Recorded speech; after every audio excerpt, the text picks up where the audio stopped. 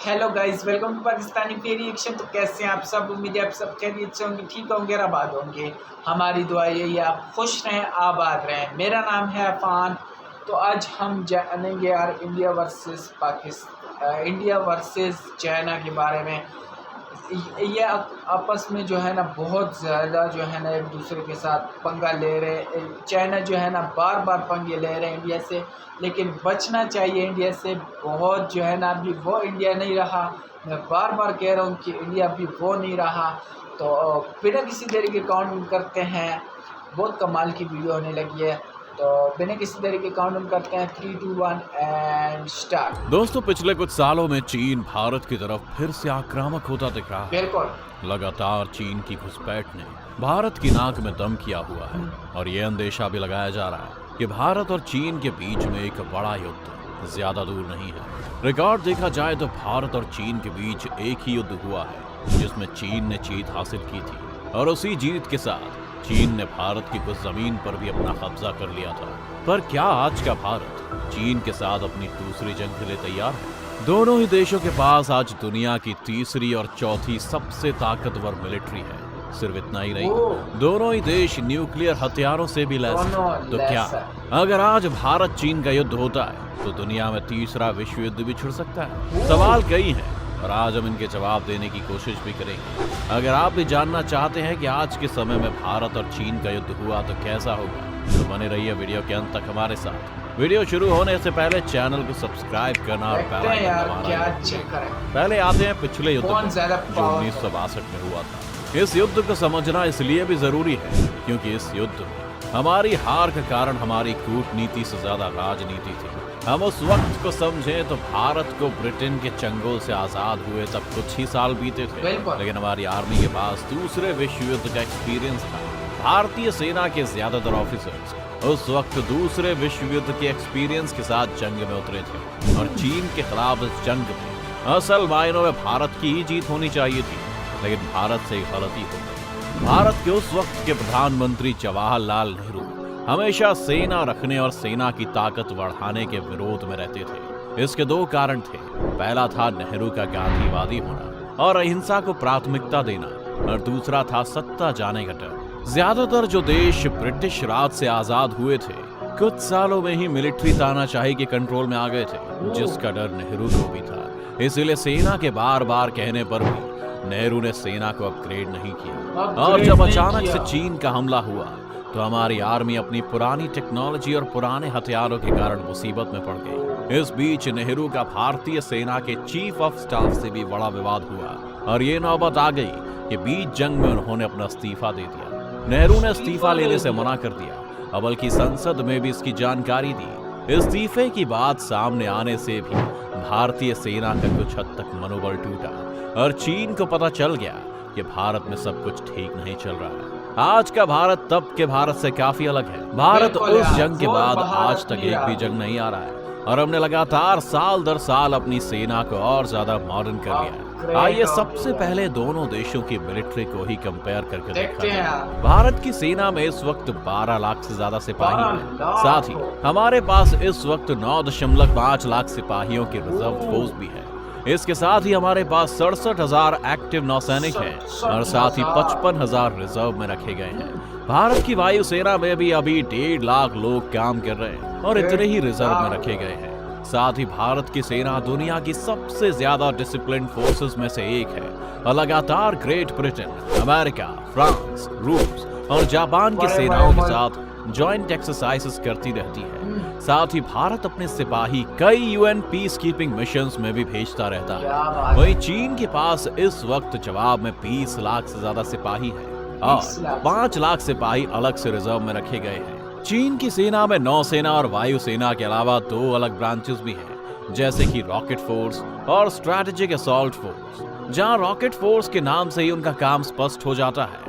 Strategic assault force को अभी 2015 में इस्टेब्लिश किया गया है, जिसका काम साइबर हमले करना और आने वाले वक्त में स्पेस वॉरफेयर में योगदान देने का है। चीन के पास देखा जाए तो संख्या बल में भारत से ज्यादा सैनिक है, लेकिन उनके ट्रेनिंग और मिलिट्री वॉरफेयर के तरीके कई सालों से अपडेट नहीं हुए। इसीलिए आपने देखा होगा कि चीन आज भी अमेरिका जैसे देशों को इकोनॉमी के बल पर आंख दिखाता है, अपनी सेना के दम पर नहीं। चीन ने पिछले कुछ सालों में जितनी भी ग्रोथ की है उसमें ज्यादातर हिस्सा उनकी नेवी का है। चीन इस वक्त मिलिट्री स्पेंडिंग में भारत से कहीं आगे है। जहां भारत का कुल डिफेंस बजट इस वक्त $74 बिलियन के करीब है, वहीं चीन इस वक्त भारत से लगभग 3 गुना ज्यादा खर्च करते हुए $261 बिलियन के बड़े डिफेंस बजट से लैस है। चीन के पास इस वक्त 3200 टैंक्स हैं, जिसके जवाब में भारत के पास 4200 टैंक्स हैं। लेकिन चीन आर्मर्ड व्हीकल्स की रेस में हमसे कहीं आगे है। जहां भारत के पास इस वक्त 8600 आर्म्ड व्हीकल्स हैं, वहीं चीन के पास इसके 33,000 से भी ज्यादा आर्म्ड व्हीकल्स हैं, जिसके साथ साथ उनके पास भारत से 10 गुना ज्यादा रॉकेट लॉन्चर्स भी हैं। चीन के पास हवा में भी काफी एडवांटेज है और भारत के 2123 एयरक्राफ्ट्स के मुकाबले चीन के पास 3200 5th जनरेशन एयरक्राफ्ट्स हैं। चीन के पास इस वक्त 507 एक्टिव मिलिट्री एयरपोर्ट्स हैं, जबकि भारत के पास केवल 346 है। चीन की नेवी भी हमसे इक्विपमेंट और शिप्स के मामले में काफी बड़ी है, लेकिन भारत को घबराने की जरूरत नहीं है। टेक्नोलॉजी और सिपाहियों के मामले में तो भारत पिछड़ता हुआ दिखता ही है, लेकिन भारत के पास इस वक्त अमेरिका और जापान जैसे देशों का साथ है जो चीन के विरोधी हैं। चीन के 2 मेजर साथी हैं जो भारत के खिलाफ जंग में उनके काम आ सकते हैं, रूस और पाकिस्तान।